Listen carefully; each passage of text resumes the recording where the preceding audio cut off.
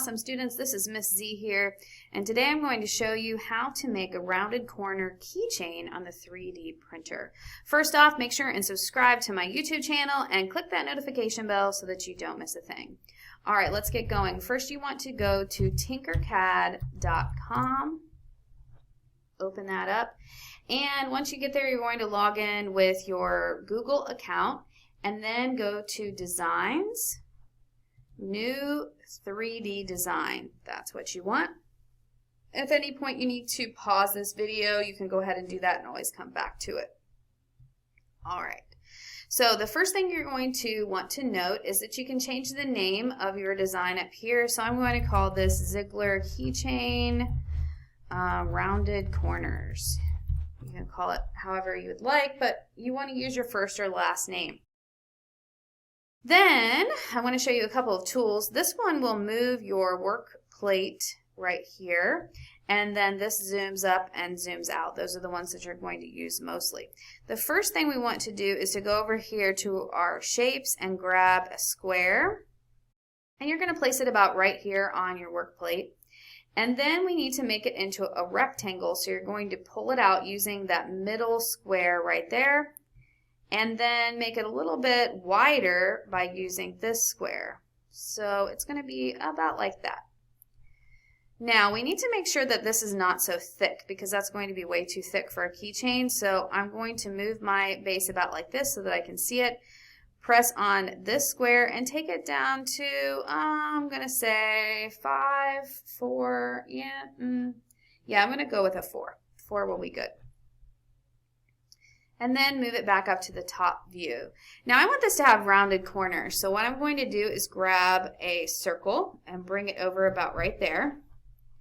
Maybe bring it down a little bit. There we go. Alright, now it's not big enough, so I want to make it a little wider so that it touches the edges of my rectangle. And in order to make sure that I've got it perfect, I'm going to look at it from this angle and see how it's not quite over on that side, so I'm going to bring it over a little bit more on this side. You can kind of turn it a little bit to see how it's lined up. That looks a lot better. It's lined up with that a lot more. And I want it to be a little bit wider, so I'm going to bring it up like that. Now the other thing you want to do to this circle is to make sure that its height is flush with your keychain, and we put the keychain on 4, so we're going to also bring the height of the circle down to 4. And you have it right there. So what I'm going to do is I'm going to click on my work plate so that I get this little red square, and I'm going to drag it around both of my objects so that I can group them. Come over here to your group tool, give it a second, and it will group those two objects so that they will become one. Once it's grouped, you're going to go over here to grab another circle because I want to put a hole for the keychain part to go through, and I'm going to place it about right there. I want this to be a hole, so instead of solid, click on the hole tool so that it makes it a hole. And then we'll have a hole for our keychain. Now it's kind of far from the top here, so I'm going to move it over using the arrows on the keypad. And now you'll see that it's a little bit closer, so it's going to be easier to get that keychain on there. Also, I want it to be through the bottom so that it's all the way through the keychain. So what I'm going to do is turn my work plate like this using this tool up here. Grab the triangle and pull it through so that it goes down through the bottom, and it will be a hole at that point. Alright, then I'm going to group all of those back together, so you're going to highlight all of them, click on your group, and it will cut that hole in your keychain for you, just like that. Now I want to put my last name on here, so I'm going to grab the text and go over here to the text box, delete those, and type in my name. I need it to be a little smaller, so I'm going to size it down using the boxes and get it on the keychain where I want it.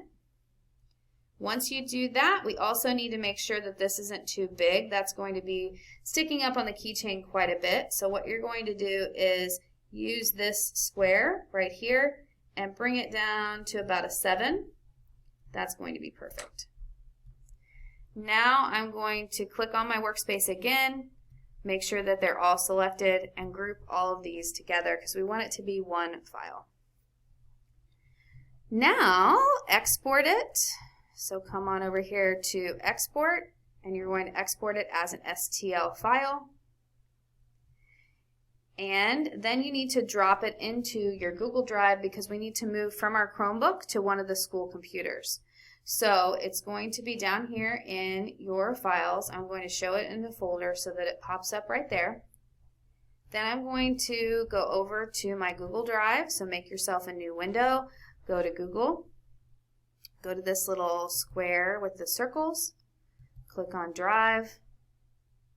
I'm going to come back down here to show my file. You're going to go to your downloads file. It's going to look a little bit different because you're on a Chromebook, but find your downloads file, find your file that you just exported, and drop it into your Google Drive. You want to make sure that this blue outline is around there and that it says down here when the upload is complete. It shouldn't take too long to upload.